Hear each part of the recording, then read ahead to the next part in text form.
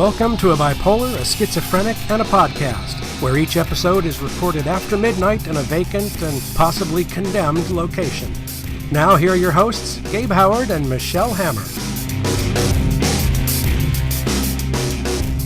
Hello, everyone, and welcome to a bipolar, a schizophrenic, and a podcast. My name is Gabe Howard, and I live with bipolar disorder. Hi, I'm Michelle Hammer, and I'm schizophrenic. No, you live with schizophrenia. Oh my God, well, just don't ever say that to me again. I make this joke every single episode. So I get to tell people where we are because I know this one. We are in a convenience store. Well, the back of a convenience store. No. We are in a bodega right now. What? This is a bodega. No, it's a convenience. What's a bodega? This we are. This is a convenience store. Like we walked around the corner, we went into the bodega, and then we sat in the back. In Ohio, these are convenience stores. You can buy cigarettes. I bought a Diet Coke, and you buy snacks. This is a convenience store. No. Just no. No. This is not Ohio. Is the answer? Is that this is not Ohio? Well, okay, whatever. We are going to discuss things that we hate about being bipolar or being schizophrenic that people don't consider. So, for example, I don't like being mentally ill because who wants to have a mental illness? It's life-sucking. But we're picking things that the standard audience might not be aware of. You won the coin toss. You get to go first. Okay. My number one thing that gets me about being schizophrenic is when people accuse me of not having schizophrenia. Like, I understand maybe that's like the biggest compliment I could possibly get, but all of it means is like, you don't know me at all. Like, I guess you just don't know me at all. I'm going to need some context. Like, why would somebody even think to say this to you? I mean, I made that video with WebMD. And a little documentary. A documentary about me living with schizophrenia. That's what the documentary is. And somebody commented that I don't have schizophrenia. I did a lot of research into it and that I acted the entire time. Yes. If you were going to fake an illness, why did you pick schizophrenia? I mean, really, like, why didn't you pick cancer or that your puppy dog got kidnapped? Like, that would get you some. You don't even know the things. Somebody commented on my Instagram, schizophrenic.nyc, Instagram, on a piece of my artwork and said, no person with schizophrenia would ever be able to make this, let alone look at it. Way too many colors and too many things going on. Hold the phone. My artwork, I can't make certain types of artwork because I'm schizophrenic. Isn't that just stigma right there? That you think I can't create that kind of artwork because I have schizophrenia, and that a person with schizophrenia can't even handle looking at it? It's the dumbest thing anyone had ever commented, ever. I know this is annoying, but put on your advocacy hat for a second. Do you think these people are sincere, or are they just haters gonna hate, trolls, mean, awful? Do you think there really is a disconnect? Like, I don't know what is up with certain people that think they're social workers, but I don't know. I guess I'm hating on social workers. I'm hating on uneducated social workers who think they know everything about social work. I don't think that social workers can diagnose. So actually you're hating on like psychiatrists and psychologists. Well, no. The most of comments of mean, nasty comments I've gotten, like on Instagram and stuff, are social workers. Wow. So these are actual medical professionals that are just looking at your body of work on the internet and accusing you of faking mental illness. Social workers have commented a lot on my stuff, and then there's also other people with schizophrenia, stuff like that. But also I've been commented on, like, there was a clip of my video, WebMD video, and a social worker commented, if you really had schizophrenia, you wouldn't be doing this well, and you wouldn't have been able to make this video. That's so sad. It's just, it's like people don't realize that people like us can get well. They only see us in crisis. They only see us at our worst, because we've shared a lot of stories on this show and we're going to share a lot more. There are times in your life that nobody would have second guessed the schizophrenic diagnosis. It baffles me. And I feel like, do I need to apologize for being high functioning? Like, I even said it in that video, I take 7 medications daily. If it takes me 7 medications to live the life where people don't just think I have schizophrenia so obviously, I mean, like, what does that mean for me? I'll just not take my medication and then it'll prove to people that I have schizophrenia? What am I supposed to do? Sorry, I found the cocktail that works. Well, you do a lot more than that. I'm going to stop. I'm going to pat you on the back because you don't just do the 7 medications. You, of course, went to all the doctor's appointments. You go to the drop-in center. You have coping skills. You talk to people. And then you rose to prominence with your own closing line and podcast. Yeah, I mean, I worked really hard to get where I am. I mean, even another vendor at the market last year got mad at me about stuff, and she told me that I'm trying to sell things for an illness that I don't even really have. Anybody that starts a podcast, crazy. So that is diagnostic in and of itself. Just show them this podcast. We'll be fine from here on out. Now it's my turn. Okay, go ahead, because I just got all riled up. You get calm. Breathe. Okay, one of the things that I really hate about living with bipolar disorder is when I apply for a job or, I go out in the world and do something and I don't get it. So, I was rejected. And, rejection is part of life. I'm not complaining about the rejection, but, before I had bipolar disorder, if I didn't get a job, it's just I wasn't qualified. I wasn't the right fit. They didn't want me. But now I don't know if they're discriminating against me because I have bipolar disorder, if it's some sort of stigma, if they have the wrong idea, or if I truly wasn't qualified. And yeah. I'm a woman. I'm aware. Yeah, I mean, that's a really good point. But I never had this experience before. I was diagnosed at 25 years old. I had a lot of jobs beforehand. Some I got, some I didn't. But whenever I didn't get the job, I always knew it was because I didn't qualify. Well, now it could be because I had bipolar disorder. And I understand that that's got to stink, if you're a woman or a minority, or you're being discriminated against for religious beliefs or, your sexuality, et cetera. But this is not an experience that I've had before. And it's not right that it happens to those folks either. Mm-hmm. I don't know how to process that with. Please don't write me 100 letters telling me that I'm a privileged white guy. I understand that I'm a privileged white guy. But you're with red hair, so it's a little not as privileged. I am a soulless ginger, but this is one of the things that I really dislike about having bipolar disorder. There was a little piece that went away. Like a mark. You feel like you have a mark. I do. I feel like people have a reason to dislike me that's not my fault. And I wish that they didn't have those reasons. You got to be like, I'm bipolar and awesome. I mean, I am bipolar and awesome. But some people exude awesome. I do exude awesome, but some people hear you live with bipolar disorder or you have bipolar disorder. They think all kinds of stereotypes and they don't want me for the project, job, whatever. It's terrible how often this comes up, but people don't deal with you straight. I got fired from my job and I was told it was for all of these reasons that didn't exist. So the only reason they had is because I was diagnosed with bipolar disorder that year. And that still stings. It was a very traumatic experience. And I'm sorry. Yeah, I mean, you've been fired 8 times. Thanks for bringing that up, Gabe. I'm trying to deflect. But doesn't that suck? You weren't fired because you weren't good at your job. You were fired because of the stigma of mental illness. I was fired for not being capable of handling a full-time job while having schizophrenia. Okay, well, yours was slightly different, so you probably feel better about it. I don't know. I'm just glad that I learned everything I could possibly learn from all of those jobs that I have that made me a capable person to handle my own business that I currently have. If I did not have those experiences, I wouldn't have the knowledge that I have now. Take everything negative and turn it into a positive. That's how I roll. I am positive that you're an idiot. Shut up. What's your next one? Okay. Now, I'm all about medication, but there's one little name of a medication, not the name of a brand, that just makes me a little uneasy just because of other people, more of other people's reactions. The anti-psychotic. Why must you name a pill an anti-psychotic? Because the soon as you tell somebody, oh, I'm on an anti-psychotic, they go, you're psycho? Are you a psycho? You're a psycho. Where it's like, even when you're younger or you're a kid, you don't really want to be on meds. Oh, try this pill. Oh, what is it? It's an antipsychotic. I'm not psychotic. I'm not taking that pill. I think there could be a better name just because, psychotic has a lot of stigma associated with it that I really don't think can be removed.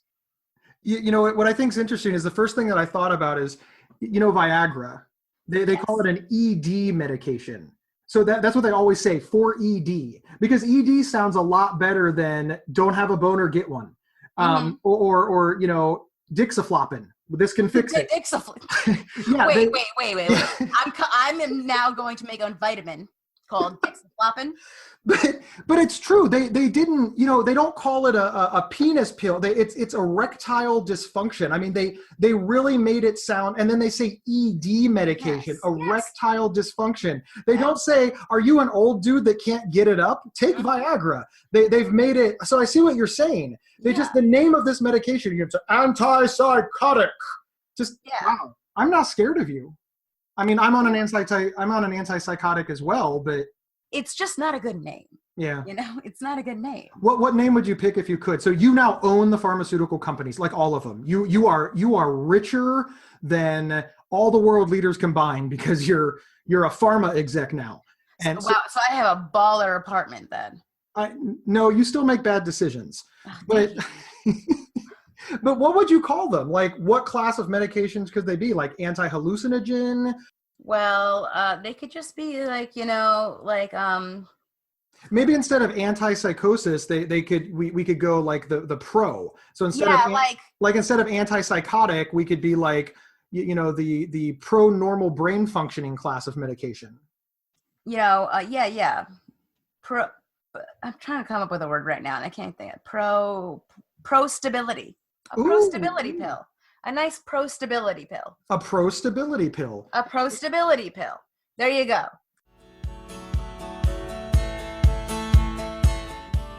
PsychCentral.com is the internet's largest and oldest independent mental health online resource. Since 1995, our completely free, award-winning website has been run by mental health professionals offering reliable, trusted information, as well as over 250 support groups to people living with mental illness. From professional articles to personal stories, PsychCentral.com is worth your time checking out and is the generous sponsor of this podcast. I really dislike it, and this one's a hard one for me because I really dislike it when people tell me how lucky I am to be married. And I know what you're thinking. You've been married a few times, Gabe. But they're not saying I'm lucky to be married because I'm a bad catch. That would make sense. They're saying that I'm lucky as somebody who lives with bipolar disorder that somebody would marry me. That's the rudest freaking thing that anyone could ever say. That's the connotation. The context of that is that I am lucky that I have a stable woman to take care of me. She's a saint for taking care of me, and I'm so lucky to have her in my life to help keep me well. And the thing that sucks about hating this is, look, I do consider myself lucky. I love my wife. She is a fantastic life partner. But in order to make sure that she stays around, I don't just rest on my laurels of luck. I'm a good husband. I cook, I clean, I contribute to the household. I have a job, I earn money. I let her family come over, and I complain the minimal amount for a husband. Well, good for you, Gabe. But it hits me every time. And along that same vein, I hate it when people say this. Well, of course you own a house. I mean, your wife works. Oh! Why can't somebody with bipolar disorder buy their own house? And what really gets me the most is that I make more money than her. But if I said, look, I make more money than my wife, then I get hit that I'm a male chauvinist pig that tracks such things. And if I say, no, I'm only bringing that up because you think the reason that I own nice stuff is because I'm mooching off my wife, it just all falls into this shit shoot of everybody with bipolar would live in squalor unless a family member saves them. Okay, so when people say your wife works, what is your response? I work too? I mean, yeah, then I get really defensive. I pay for half of this stuff. Why don't I get credit for my half of the contribution? Do people ever say things to your wife like, oh my God, you married a bipolar guy? They do, but my wife is the most optimistic person in the entire world. And my joke is that if our house caught on fire, she would become so excited because it meant that we could have s'mores. And Well, that's I know how to just cause a fire. You put a splice box in your wall. no. I didn't put it in there. I didn't put it in there. Somebody else did. Stay out of my house. But she's so optimistic and so kind and so sunshiny and so caring that I don't think she understands the underlying context. When people say things like, Gabe is so lucky to have you, she thinks to herself, I'm so lucky to have Gabe. We're lucky to have each other. And then she moves on. And that makes her so sweet. But what I hear is, wow, that guy would be nothing without you. He would achieve nothing except that he has you. You are his whole stability. You are his whole world. And that is such stigma. That is stigma at the schwazoo. It is. It kills me every time. And it hurts my feelings. But it's so hard to combat because what do I say? I am not lucky. I don't need her. It's a PG-13 show. What I'm actually thinking I can't repeat. All right, it's your turn. I'll piggyback off of yours and say, it cannot bother me more when people ask me if I'm going to have kids because I might pass on schizophrenia to them. We'll pass them on to the children? I might pass the schizophrenia on to the children. So am I going to have kids? First of all, did you even ask if I want to have kids? I'm not planning on having kids right now. Maybe I'll have kids in the future. Why are you asking me this? That is the rudest question ever. Do you go around asking everybody you know if they're going to have kids? You know, they might though. I'm not trying to like mansplain, but have you read like feminist blogs? This is the number one thing that women complain about when they're single. When are you going to get married? If they're married, when are you going to have kids? Like, I think society is just kind of assholes to women. I think they think that your only function is to get married and have children. And you have so far failed at both. Do you think that seriously, do you think that it's a schizophrenia thing, or do you think it's a... No, but I've been asked like, or because you can pass on your mental illness to your children. Do you want to do that? Like, so people are trying to discourage you from having children? Yes, people have discouraged me. My friend's mother said, don't have children. Oh, wow. But I mean, do you think it's because of your personality or because of the schizophrenia? She said, Hammer, please don't have any kids. Because she had a husband in the past. They had a child. He lives in a group home. He runs away sometimes. He shows up. Nobody knows what's going on with him. He's very ill. He's very sick.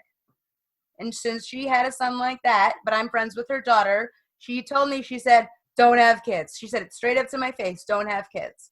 It was one of the rudest things that anyone's ever said to me. She was a little bit drunk, but she said it to me. Wow. How did that make you feel? Like, let's do therapy now. I was not happy about it, but my friend said, Mom, you just told her not to have any kids. How could you say that to her? And I was just like, I'm going to pretend I didn't just hear that because that was really mean. But I'm just saying, I've been asked many times, are you going to have kids because, like, the schizophrenia, you could pass it on. You don't want to have, like, a schizophrenic child. But does that hurt your feelings? I mean, be honest. I'll drop all the sarcasm and the pretext. Does it hurt your feelings? It does. Why should I be second guessed? When I was first diagnosed, that's the number one thing that people told me. They're just like, it's passed on genetically. And I was like, nobody in my family has it. So how did I get it? And they're like, well, you can also just get it. And I remembered all the suicidality, all of the depression. I remember waking up in the hospital. I remember all the trauma, just all the mania, all the mistakes I made, all the regrets. And I actually had a vasectomy to make sure that I would never have children, because the thought of creating a child that would suffer like I did was so much for me that I actually took myself out of the gene pool, because that's how scared I was to do this. And because I realized that people must be telling me this because I was that child. So I must have ruined my parents' life. I must have made the world a bad place. And I was trying to minimize the damage that I could do going further. Then I reached recovery. Then I got well. Then some time passed. And then I woke up one day and I thought, I'm never going to be a dad. I wanted to have kids. And honestly, they convinced me. I've met a lot of people at my pop-up shop who've told me they have schizophrenic mothers and stuff. And I asked them, like, how was that? And all of these people were not schizophrenic. They did not have a mental illness. A lot of people tell me about their moms and their dads or the people in their family, and that they're fine. To build on to what you said, it's my biggest regret. If I never would have gotten that vasectomy, I think I'd be a dad right now. I'm going to put on my mental health advocacy hat for a moment. And one of the things that I really dislike is the Cover up that ginger. Cover up my ginger hair, yeah. I really dislike the general public's belief that treatment is available for everyone. That all you have to do if you have bipolar disorder or any mental illness is be like, hey, I want treatment, and all of a sudden the red carpet is rolled out. The truth of the matter is it was available for me.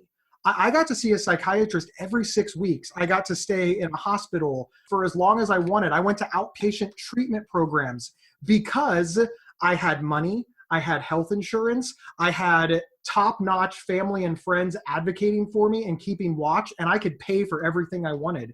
So for 4 years, I consumed hundreds of thousands of dollars in treatment and could try cutting-edge medications, and I could switch my meds over and over again. And even with all that money and all those resources and all that health insurance in a big city, it still took me 4 years to reach recovery. Now pretend that I had no money, no family, and no health insurance. I could see a doctor every 6 months for 12 minutes if I was lucky. If you live in a rural area, they might not even have psychiatrists. So I just really hate this idea that society just believes that every single person with mental illness, if they would, and I quote, just take their meds, everything would be fine. It's not that simple. And I hate that people think it is. The story that I always tell, that what sparked my whole thing for my clothing line, was that I was living here. I had my roommate, Ben, and I told Ben that I had schizophrenia, and I didn't hide anything in front of him. I talked to myself in front of him. He would just kind of point it out and be like, yeah. And then I'm riding the train one day, and I look down the train, and there's a schizophrenic homeless guy talking to himself in the exact same way that I do it. Like, basically, it was the exact same way. And I thought to myself, what's the difference between me and this guy? And I said, I have family, friends, and a doctor. And I realized right then, if I didn't have those three things, I could be a homeless girl doing the exact same thing that guy is doing. And I just realized how lucky I feel like telling all people all the time that I'm the luckiest schizophrenic because I have family, friends, and a doctor. If I didn't, I'd be done. I'd be done for. If I didn't have my doctor, I wouldn't have my meds. I wouldn't be able to do anything. If I didn't have my parents, I wouldn't have been able to get on the certain insurance that I have to even have a doctor. This bothers me more than anything because it means that care is only available to those who are lucky and can afford it. Yes. And that other people who are willing to get help, who are willing to work hard, they're looked down upon as lazy, when in actuality, they just don't have the opportunity or the chances. I work with people every day in my job, people that are willing to take meds. They just can't get to a doctor to get them to prescribe them. They're willing to go to therapy, but they can't afford a therapist and they have no insurance, so it's not covered. They're on these huge waiting lists. So it's like, I'm ready, willing, and able to get help today, but my appointment is in 4 months. You know what happens in 4 months when you're homeless? Winter. You know, people are dying because they can't get help. And for whatever reason, this is not looked upon as a health crisis, but as a failing, usually a moral failing of people with mental illness. And I freaking hate that. I hate that. It's terrible. It's terrible. You're sick and you're judged.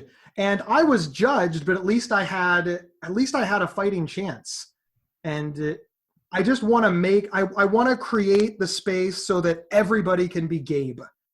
I don't want to be special. I want every single person that's diagnosed with a mental illness or needs to be diagnosed to have the same access to care I did. Because it gets me. It bothers me that I get to sit here and somebody else has to sit over there. And it's not because I worked harder, because I deserved it. It's just because what? My parents didn't suck? That's really it. That's really what it comes down to. I had a family that loved me. And those people came from a family that had a different way. I'm not saying their family doesn't love them, but they could all be sick. Or I hate that it's luck. I want mental health care to be intentional. And I hate that it's not. Thanks everybody for tuning in. Next week, we revert to Columbus, Ohio, where we have a brand new batch of abandoned and vacant locations after midnight with Gabe and Michelle. We will see you next week. Please like us on Facebook, follow us on social media, give us a review and subscribe on iTunes. This is all Michelle has. Hey! If this doesn't work, she will be homeless. See you next time. You've been listening to a Bipolar, a Schizophrenic, and a podcast.